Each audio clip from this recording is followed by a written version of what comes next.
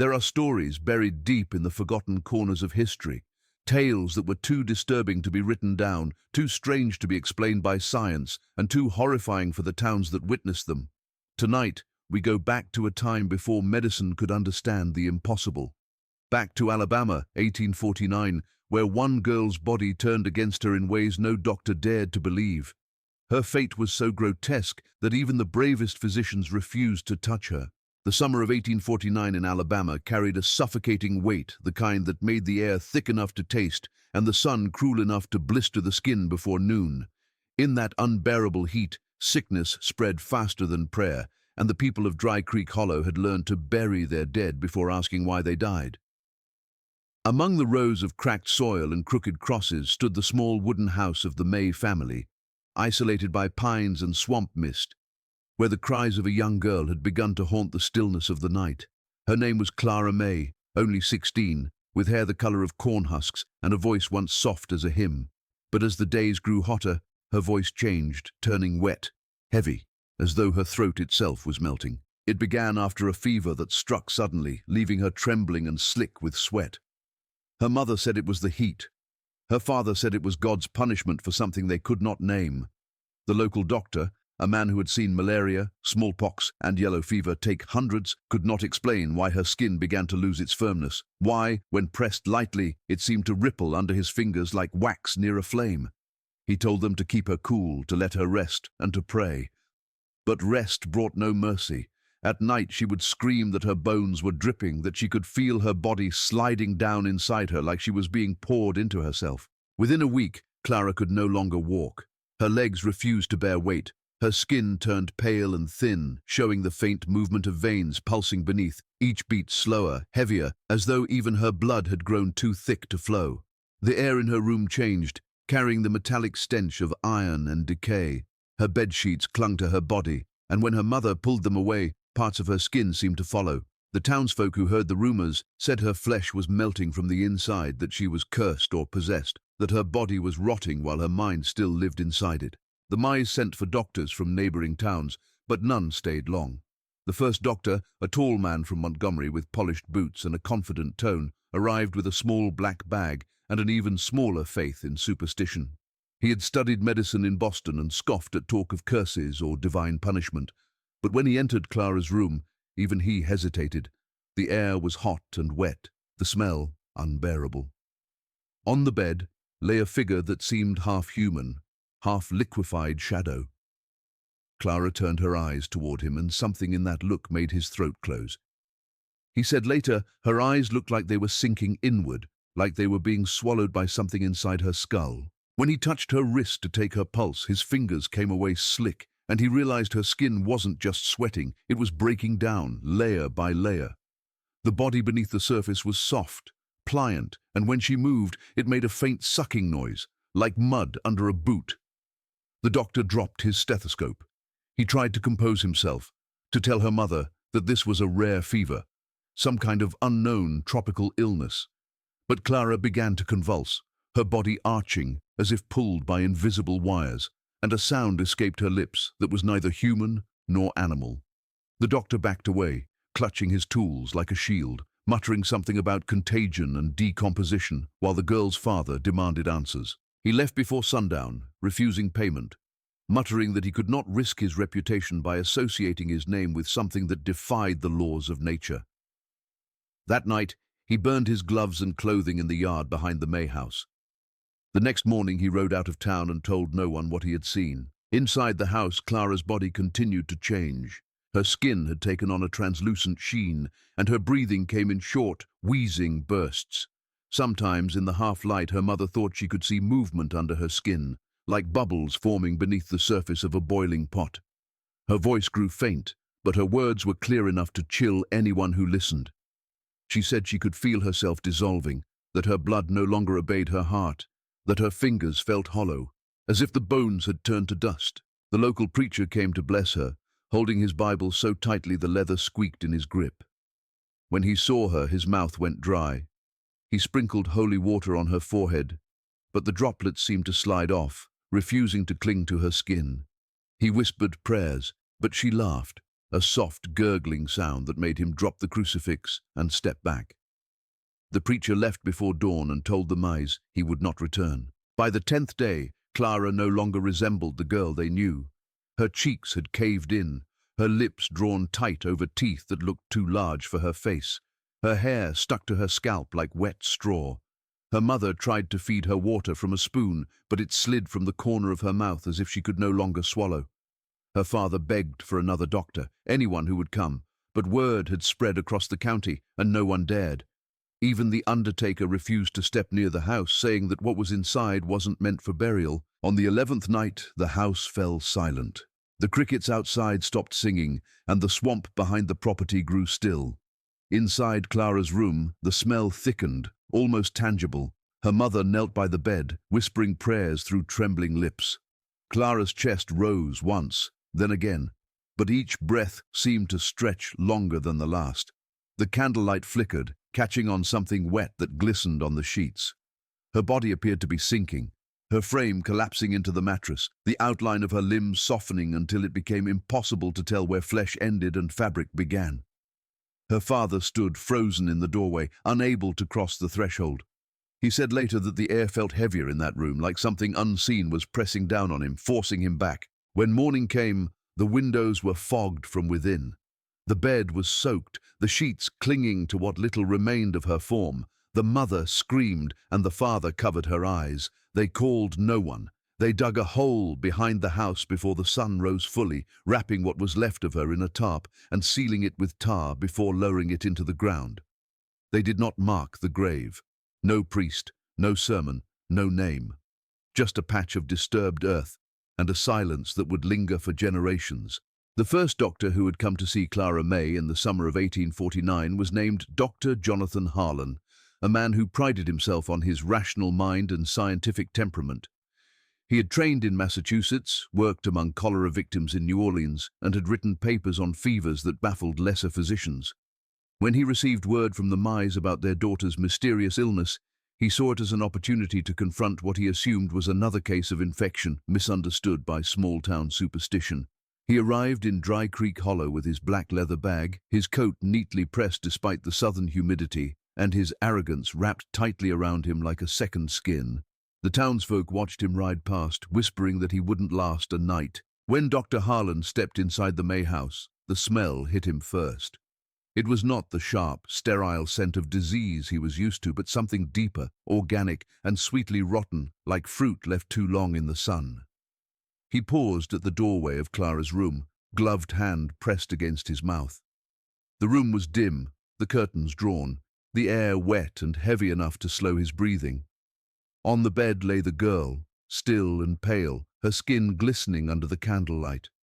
Her mother sat beside her, murmuring softly, dabbing her forehead with a damp cloth that steamed slightly in the heat. Her father stood in the corner, eyes red-rimmed, one hand gripping the bedpost as though holding the house together by sheer will. The doctor approached, speaking calmly to the parents, asking questions about her symptoms, her diet, the progression of the illness. He tried to ignore the way the boards beneath his boots seemed to creak softer near the bed, as though the air itself had grown sluggish. He leaned down to check her pulse, and that was when he felt it. Her skin was not warm and dry like that of a fevered patient. It was slick, soft, pliant, as though there were no firmness left beneath it. He pressed lightly on her wrist, and his fingers sank slightly, leaving an impression that took a moment too long to fade. He withdrew his hand, hiding his shock behind a professional expression, but his stomach twisted. Her eyes fluttered open then, cloudy and glassy. For a moment she looked straight at him, and he felt something crawl down his spine. The pupils seemed to tremble, not dilate, but ripple like oil disturbed by wind. She tried to speak, but what came out was a wet rasp that turned into a low bubbling sound deep in her throat. He told her to rest, to save her strength, though he doubted she could hear him. He asked for water and opened his bag, searching for his instruments, though some deep instinct told him that no tool he carried would make sense of this. He examined her mouth next, lifting her chin gently. The flesh beneath her jawline felt wrong, loose, as though detached from the bone beneath. When he shone the candlelight closer, he saw the faint movement of liquid under the skin. tiny ripples that responded to her shallow breathing. Her tongue was pale, her gums translucent. He had seen bodies days into decay that looked more intact. The mother began to cry softly, asking him if her daughter would live, if God could save her. Dr. Harlan, still staring at the girl, said nothing. He felt sweat slide down his neck despite the chill crawling through him. He forced himself to continue. He placed his stethoscope against her chest, and the faint sound that reached his ears made his hands go cold. There was no rhythm, no steady thump of a beating heart, but a slow, uneven gurgle, like liquid shifting through a half-filled vessel. He listened again, pressing harder, and for an instant, he thought he heard a sigh, not from her lungs, but from beneath her ribs, like air escaping from something deep and trapped. He jerked the stethoscope away, backing up a step, trying to convince himself that the noise came from the instrument, but the smell grew stronger the longer he stayed, and beneath the sweet rot was another scent, like burnt iron. Her father demanded answers, but the doctor could barely think. He tried to explain that her organs might be breaking down due to infection, that extreme internal fever could cause tissue liquefaction, but the words felt empty. There was no logic in what he saw. He had treated men struck by disease that blackened the flesh, women whose lungs drowned in blood. But this was different. This was not disease, it was disintegration. Her body wasn't dying in stages, it was collapsing all at once from within. When he reached for her hand again to take her temperature, she moved suddenly, her fingers clutching his wrist with surprising strength. He looked down, startled, and saw that her grip left a faint residue on his glove, a translucent film that shimmered in the light. She opened her mouth then, and a soft gurgling noise escaped her lips. He leaned closer, trying to make out the words, but the smell made him gag. Her lips trembled, and he thought she whispered something, but it was not English, not any language he recognized. It was wet and uneven, a sound more like air forced through liquid than a human voice. He stumbled backward, his boot catching on the floorboard. Her eyes followed him, those glassy, sinking eyes that seemed to reflect not his face, but something darker behind him. He felt the walls of the room close in, the heat pressing against his skin like invisible hands. The mother called after him, begging him to stay, but he couldn't. He dropped his bag, nearly knocking over the candle, and rushed outside into the night air, gasping. He stripped off his gloves, staring at the faint residue left on his fingers where the material had torn. It shimmered in the moonlight, faintly viscous, refusing to dry. He spent the next hour behind the house, washing his hands in the well water until his skin went raw. The father came out once, demanding to know what kind of illness could do this, but Dr. Harlan could not answer. His voice trembled when he finally said that it was not of medical origin, that whatever had taken hold of his daughter was beyond comprehension. He warned them to keep her isolated, to seal the room, to avoid direct contact with her body. The mother wept openly now, saying that she had already touched her child's skin, had prayed over her bedside every night. The doctor turned away, unable to look her in the eyes. That night, after leaving the house, he stopped at the edge of town. He built a small fire by the roadside and fed his gloves, his coat, and even the stethoscope into the flames. The smoke rose thick and acrid, clinging to his face. He watched until everything had burned, until there was nothing left but ash. The next morning he returned to Montgomery and locked himself in his study for 3 days. When he finally wrote his notes, his handwriting was unsteady, filled with half-finished thoughts and scratched-out words. In the margin beside his last entry, one phrase appeared again and again as if written by a shaking hand. The flesh was alive but dying at the same time. By the time the second doctor arrived in Dry Creek Hollow, word of Clara May's condition had already spread across the nearby counties like smoke through pine. People whispered about her in markets and churchyards, calling her the melting girl, claiming her house reeked of something unholy that the wind refused to carry away. Dr. Elias Crawford was younger than most, only 30, a man eager to prove himself and known for his fascination with strange illnesses. He had read reports of rare fevers in the tropics that caused the skin to blister and peel, and he convinced himself that what plagued Clara was something explainable, something he could name and perhaps even cure. When he rode into town, the locals watched him from their porches with hollow faces, their warnings ignored as he pressed onward to the edge of the swamp where the May home waited beneath drooping cypress trees. The doctor found the house nearly silent, except for the rhythmic creaking of wood as the wind passed through the boards. Inside, the air was still, thick with a smell so heavy he could taste it, like iron, salt, and candle wax. Clara's mother met him at the door, her eyes sunken, her dress streaked with stains from nights spent kneeling by her daughter's bed. She said little, only that her child had worsened, and that the last doctor had refused to come back or even speak of what he'd seen. Elias felt a flicker of doubt, but curiosity held him firm. He had read too many journals about hysteria and superstition in rural towns. He was determined not to let fear rule him. He stepped into the girl's room and paused. The curtains were drawn shut and the air shimmered faintly with moisture, like the inside of a kettle left boiling too long. Clara lay on her side, her body wrapped in damp linens that had darkened to a pale yellow hue. Her hair clung to her skull, and her skin seemed to glow faintly under the candlelight, not from health, but from something beneath it that shifted and pulsed as though she were made of liquid glass. Her mother whispered her name, but the girl did not stir. Her breathing was shallow, each inhale marked by a faint bubbling sound from deep in her chest. Elias approached carefully, the floorboards groaning beneath him. When he reached the bedside, he hesitated before pulling back the sheet that covered her. The cloth stuck briefly to her arm, making a wet, peeling sound that made him recoil. What he saw beneath it made his heart pound. The flesh of her forearm was discolored, no longer pink or pale, but marbled with faint streaks of grey and white. The veins beneath her skin looked thick and luminous, pulsing faintly with each labored breath. When he pressed a fingertip to her wrist, the flesh yielded like clay, and when he pulled away, a faint film clung to his glove. Her eyes opened then, slowly, as if it pained her, and for the briefest moment, Elias thought she looked aware. She blinked once, twice, and her gaze met his. He had seen eyes filled with fever before, eyes clouded by madness, but never this. There was something beneath her gaze that seemed to move, as if her pupils were sinking deeper into her skull. He asked softly if she could hear him, but her lips parted only enough to release a soft hiss, wet and tremulous, like air escaping a wound. Her mother began to pray under her breath, clutching the rosary so tightly that her knuckles turned white. Elias tried to maintain his composure, telling himself this was just severe infection, perhaps gangrene beneath the skin, but even that lie faltered.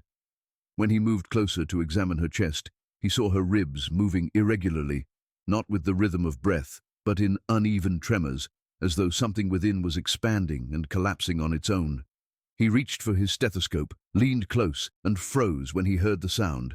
There was no heartbeat, only a faint swirling noise, a wet motion like liquid circulating through hollow spaces. He lifted the instrument, checked it, and tried again. The same noise, the same impossible rhythm. He stepped back, trembling. Her mother asked what he'd found, but Elias didn't answer. His hands were shaking now.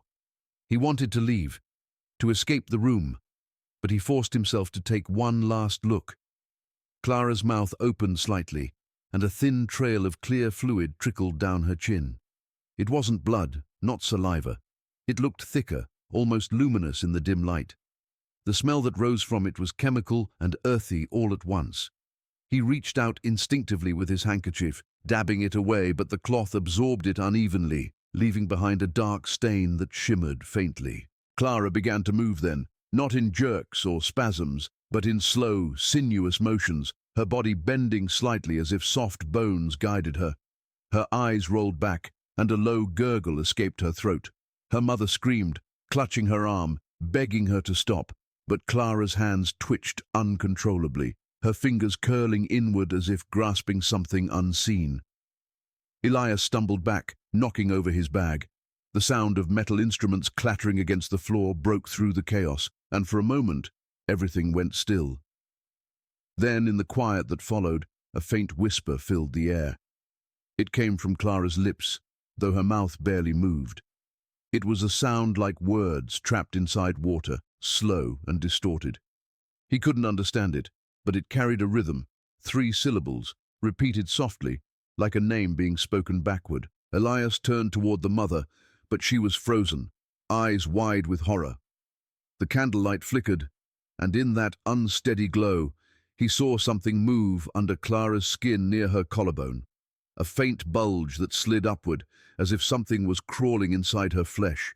He reached forward without thinking, pressing his fingers against the area, and felt warmth, then movement beneath the surface. The sensation was too much. He yanked his hand back, heart pounding so hard it hurt.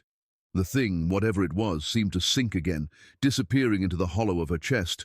He backed toward the door, unable to breathe properly, his thoughts scattering like birds startled from a tree. Her mother shouted after him, asking what he had seen, but he didn't respond. He grabbed his coat, nearly tearing it in the process, and stumbled outside.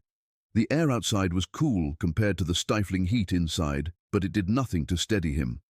He leaned against his horse, trembling, looking down at his gloves. The faint shimmer from her residue clung to the leather, glowing faintly in the moonlight, and he could swear it pulsed once, as though alive. He tore the gloves from his hands and threw them into the dirt, then mounted his horse and rode hard toward town. He didn't stop until he reached the inn, where he ordered whiskey and water, his voice hoarse and unsteady. The barkeep asked what had happened, but the doctor only muttered that the girl was beyond saving, that what lay in that house wasn't meant to be touched. He spent the night staring at his hands, watching the faint marks left by that contact fade slowly, though his skin burned as if it remembered. The next morning, he left Dry Creek Hollow before sunrise, leaving behind his bag, his notes, and his medical reputation, never to return to Alabama again. By the time the third doctor arrived, the May house had become a place that people only spoke of in whispers. The first had fled in silence, the second had left without collecting his pay, and no one else in town dared to even pass near the property. The smell that drifted from the windows was said to cling to the air like a stain, thick and metallic, and even the stray dogs avoided it. The May family themselves had grown pale and hollow-eyed, their home dimly lit at all hours, as though afraid to let the dark see what the light already knew. Dr. Isaac Bell, a physician from Selma, came not because he wanted to, but because he was summoned by the county's order after rumors of contagion began to circulate.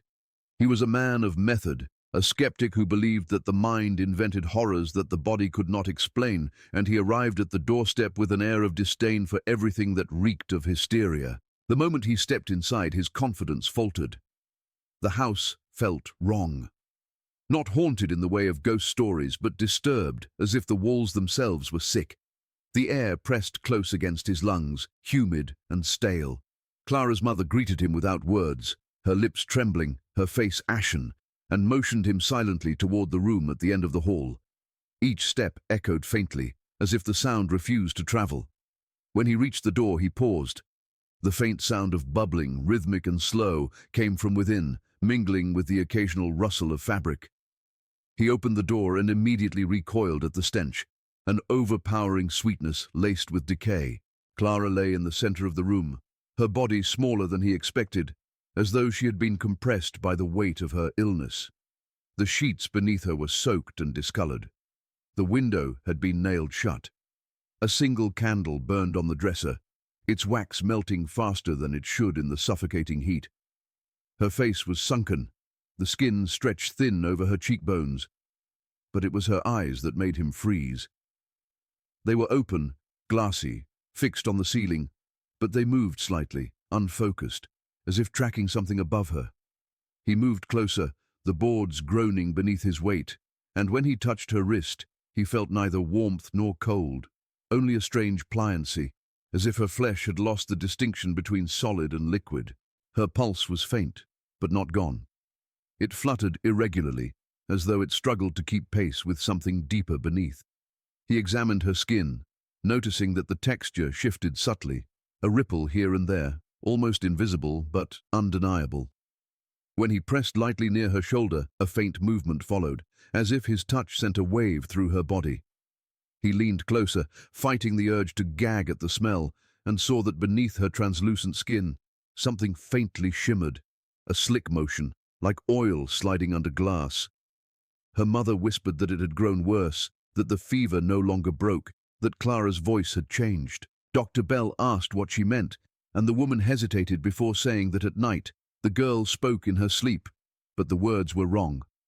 The doctor dismissed it as delirium, until he heard it himself. Clara's lips twitched, her mouth opening slightly, and a faint sound spilled out. It wasn't speech, not in any human rhythm. It was liquid and broken, rising and falling in tones that reminded him of air forced through mud. He leaned close, trying to discern a pattern, but as he did, the girl's chest heaved once and a thick droplet of clear fluid escaped her mouth, rolling down her chin onto the pillow. He stepped back sharply, his stomach twisting. The droplet hissed faintly where it landed, darkening the fabric. He had no explanation. He searched his mind for something. Chemical imbalance, advanced infection, tissue liquefaction, but none of it fit. Her breathing grew heavier, slower, and as he watched, he saw the skin along her collarbone twitch. Something beneath it bulged faintly, then slid downward as if a bubble had formed inside her body. Her mother gasped and covered her mouth. Dr. Bell's heart hammered, but his training held him still. He whispered to her father to fetch clean water and cloth, though he knew it would do nothing. He removed his gloves, reached forward again, and pressed his palm lightly against her sternum. The sensation was beyond comprehension. Soft, fluid, and wrong. It felt as if he were touching the surface of something alive but not human. He withdrew his hand, trembling, his skin slick with a thin residue that glistened faintly in the candlelight. The room seemed to shift around him then, the air humming faintly with a low vibration. Clara's eyes turned toward him, and for the first time he saw awareness there. Her gaze was sharp, cold, almost pleading, but beneath it was something else, an understanding that made his blood run cold. He stumbled back a step, but her hand lifted slightly, trembling as if reaching for him. The sound from her throat deepened, a wet, churning groan that built until it filled the small room. Her mother began to pray again, her words shaking, but Clara's voice grew louder, overtaking her. The candle flickered violently, casting shadows across the walls that moved too quickly to be caused by the flame. Her body began to convulse, not violently, but in slow, rolling motions, as if waves moved through her flesh. The sheets beneath her darkened further, and the smell of rot thickened. Dr. Bell shouted for the window to be opened, but the father hesitated, saying it had been sealed for her safety. The doctor grabbed a chair and struck the wood, splintering it enough to let a sliver of air through. The breeze that entered carried no relief, only stirred the heavy scent, making it spread faster. Clara's movement slowed, her breath returning to a shallow rhythm. Her mouth twitched, and her lips formed words, faint but distinct. The doctor leaned close, his ear inches from her face, and heard her whisper something he could not translate. 3 short syllables, repeated softly, ending in a sigh that seemed to deflate her entire body. He straightened, shaking, his mind teetering between science and terror. There was nothing in his experience that could explain this. No fever, no plague, no bodily decay he had ever witnessed behaved like this. He looked down at his hands and saw that the residue from her skin had stained his fingertips, glistening faintly. Panic seized him.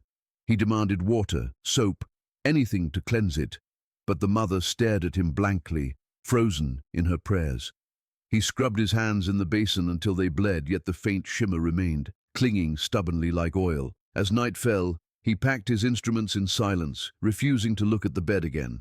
He told the mice that what they faced was not of earthly sickness, that they must seal the room and keep it untouched. The father tried to stop him, begging for an explanation, but the doctor's face was pale and drawn. He muttered that the girl was neither alive nor dead, that her body was changing into something unrecognizable.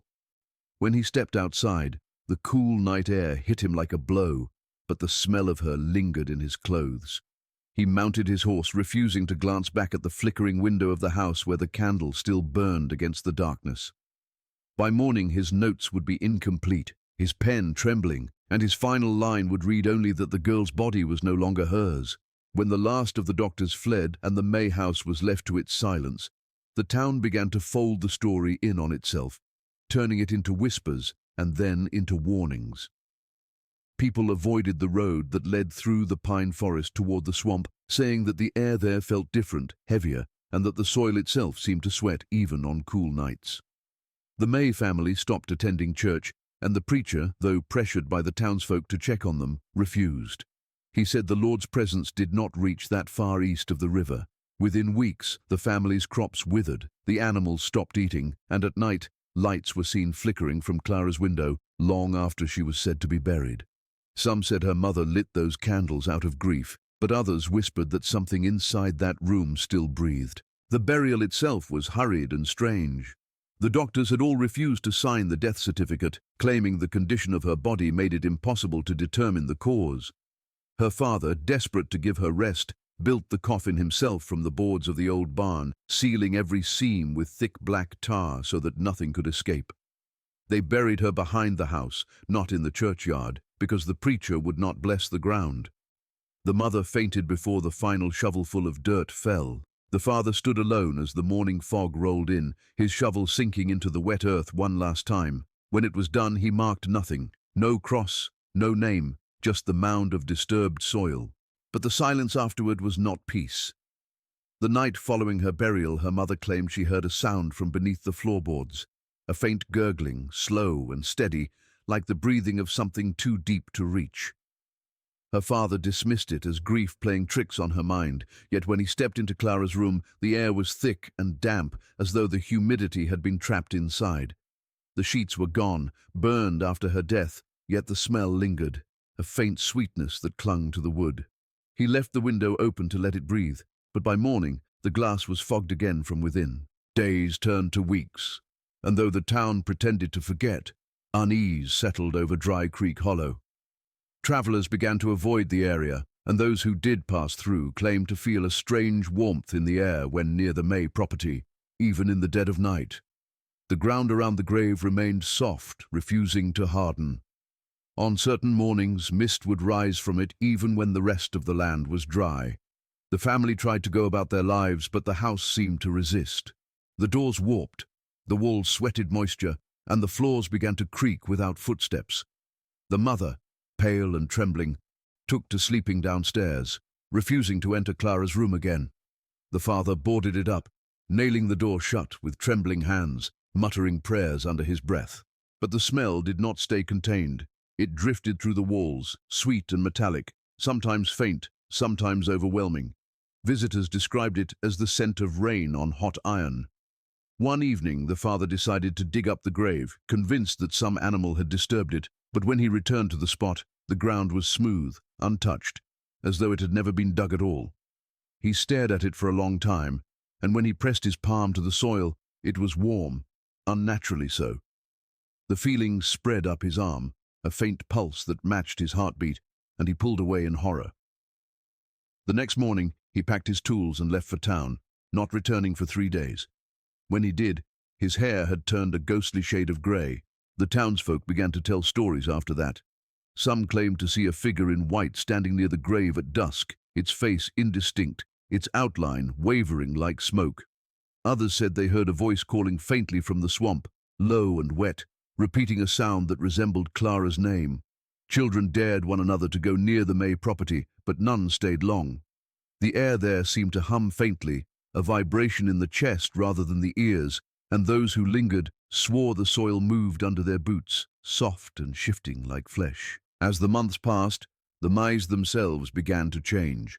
The mother rarely spoke, her eyes dull, her movements slow. The father stopped tending the fields altogether, leaving the crops to rot. People said they saw him digging in the backyard some nights, though no one knew for what. The mail piled up on their porch. By winter, only the faint glow of candles in the window proved that anyone still lived inside. Then, one cold morning, smoke was seen rising from the chimney again for the first time in months. A hunter passing by swore he saw the father through the open doorway, standing near the hearth, his hands covered in something dark that glistened when it caught the light. He was never seen again after that week. When a search party was finally sent to the house, they found the door ajar and the rooms coated in dust, though the beds were still made, and food sat untouched on the table. The boarded-up room upstairs had been pried open. Inside, the walls were slick with a faint, sticky residue that shimmered under the lantern light. The boards beneath the window had softened, swollen with moisture as though from beneath. The air was still thick with that old sweetness, faint but undeniable. They found no sign of the parents, but in the corner of the room lay the father's shovel, its handle warped, the metal faintly pitted as if eaten by acid. Ruin, swallowed by vines and swamp grass, but travelers still avoided the area. The road that once led to it became overgrown, and maps no longer marked its location. Still, some say that on summer nights when the humidity thickens and the air feels too close to the skin, the scent of iron and sweetness returns to the wind. Those who wander too near the old property claim to feel warmth radiating from the ground itself, as though something beneath it still breathes, still remembers the shape of the girl who melted from the inside.